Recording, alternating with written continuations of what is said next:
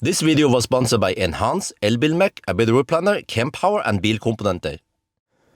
Yo, what's up? Today I'm going to show you guys how easy it is to update the software in the Nio ET5 Touring we have parked outside.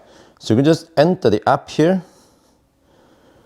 and then if you go here, see that up in the right corner there's like a notification software version, right?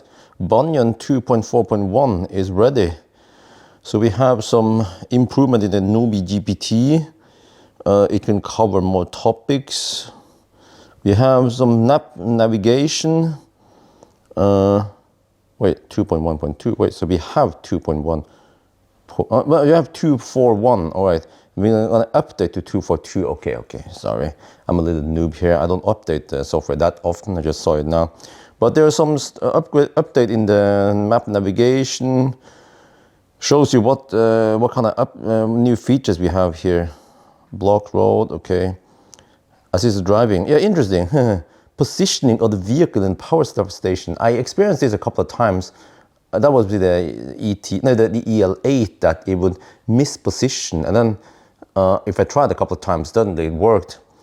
And then one time, actually Nio power, what they will call power support or something, power called me and assisted me, and they could see via the camera, and they asked me to back up slightly more, and then suddenly it worked. So this probably fine-tunes the algorithm so that you don't get those failed attempts or whatever, for smoother swaps. Construction site, yeah, I've experienced this also with the EL8 and also in ET5 Touring, that many times it would claim that there are construction site. Achtung, I was like, there's no construction site here. Okay, so they improved that. Charging experience with Alpitronic chargers, I wonder if that's some handshake problems. So you see, Nio, they keep improving things. Also here, using gain clear understanding of vehicle charging status. I'm not sure what it means. One thing I would like to see more here, unlike, for example, I think it was Tesla updates, there will be images with some screenshots maybe showing more of what's going on, what the new feature is. Improvement in neutral, yeah, this is for a car wash, but dude, I never washed a car in machine, man. Always hand job, okay. And then here, media, public values, okay, I don't know, the system new, French and Portuguese has been added as system languages. Is Nio coming to France and Portugal? Okay. And then I have read blah blah. Okay, install now. All right, so you see that you'll be unable to drive, unable to charge. Okay, while this is going.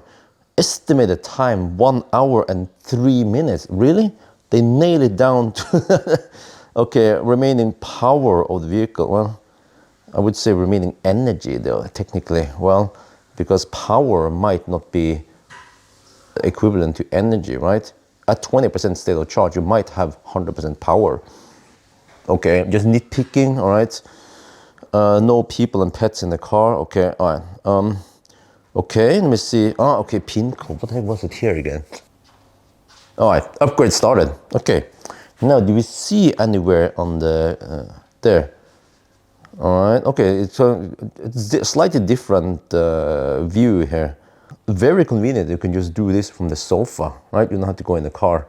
But some other cars require you to go to the dealership to just do some software upgrade or firmware upgrade even. So there's a slight difference there. For example, Tesla, again, I mentioned Tesla because I used to own a Tesla. I remember when I had a Tesla Model 3 Performance, also I named it MC Hammer, there was an update in the firmware there that improved the it was the inverter logic efficiency something, and then they could unlock 50 horsepower. So again, just an update, OTA, and then suddenly I had more power and I could test it before and after that, actually sitting at the supercharger. Very convenient. And then I also heard that some other cars, not so sophisticated, they don't even have OTA. So you have to go to the dealership, they have to put the software in a memory stick and then put it in the car, and then they upgrade it like that. Like, dude, in 2025, huh? And then maybe some other brands, I'm not sure if it was German. They actually plug in, I think this was the old days, I think it was the MAB platform. They had to use a TP cable, plug it in just to update it. They had this update tent, supposedly, when the MBB cars were quite new. I heard rumors about this. Could be true though. Hopefully they didn't update it via RS332, right? 112.5 megabits per second, yeah. Okay, anyway, they probably upgraded to LPT by now. But okay, no update on there, just preparing for upgrade. You see now it says upgrading 0%. Ooh, nice, all right. Good, it actually shows your progress. It was just a bit slow in the initiate process. But now I wonder, is the Bluetooth key running or not? Normally I get a notification up here that the Bluetooth key is running, but I didn't bring the key fob. So it seems like while it is upgrading, the Bluetooth key is not running. Oh, I can see something inside there. Let me see. Updating. All right. Let me see if I can unlock the car then. Okay, so communication is working. See? Okay, HVAC is off. Main screen is off. All right, there's no need to sit and wait here. I'm gonna go do something else. I'm gonna actually go and test another sexy beast. I mean, this is still a freaking sexy beast. Wait, let me see. Check here. If I leave the car, will it eventually lock itself, or do I need to do something? Okay, let me lock the car. There, okay, all good. I'm gonna test this.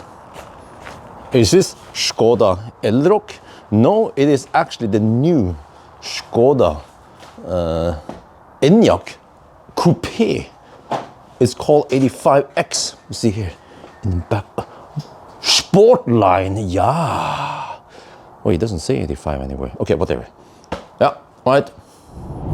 Oh, so this is a new thing. Well, the sign was yellow, but they tried to make it look like the real sign with the letters and everything, or destinations. Oh, okay, that's good. We'll try another location.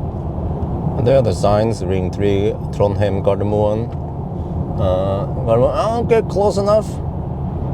But it seems like they're always blue here because we are probably on the motorway. Yeah, they're blue there, but then at least in Norway they use yellow signs. Alright, it's been a while since I upgraded the Nio. And okay, in the beginning I tried to check out the new features, but then I had some other stuff and I actually went to Croatia and Slovenia, came back. But okay, at least what I've seen is that the whole turn-by-turn seems to have an improvement. It was not always correct, but still gives me a good indication of what the sign should look like when we are navigating, right? And then the position on the swap station, I did go to Tangen where it was a bit troublesome before, and at least it went smooth, so hopefully we won't see many of those fail attempts at the swaps anymore, or at least way less of that. And then also when it comes to the construction site, I remember seeing that from time to time before, but actually ever since I drove, ever since the update, I've been driving all over the place actually, and I've never seen that anymore. Yeah, the whole detection, so it should be correct at least when they are construction sites. And as for the Alpitronic or some of the other stuff here, I haven't really tested all of that, but I think the whole purpose with this video initially was to show you how easy it is to upgrade the software in the Nio. So I don't want to make it longer than it really is, the whole video. So that's going to be for now. Hope you guys enjoyed this video. As always, thank you for watching and talk to you later.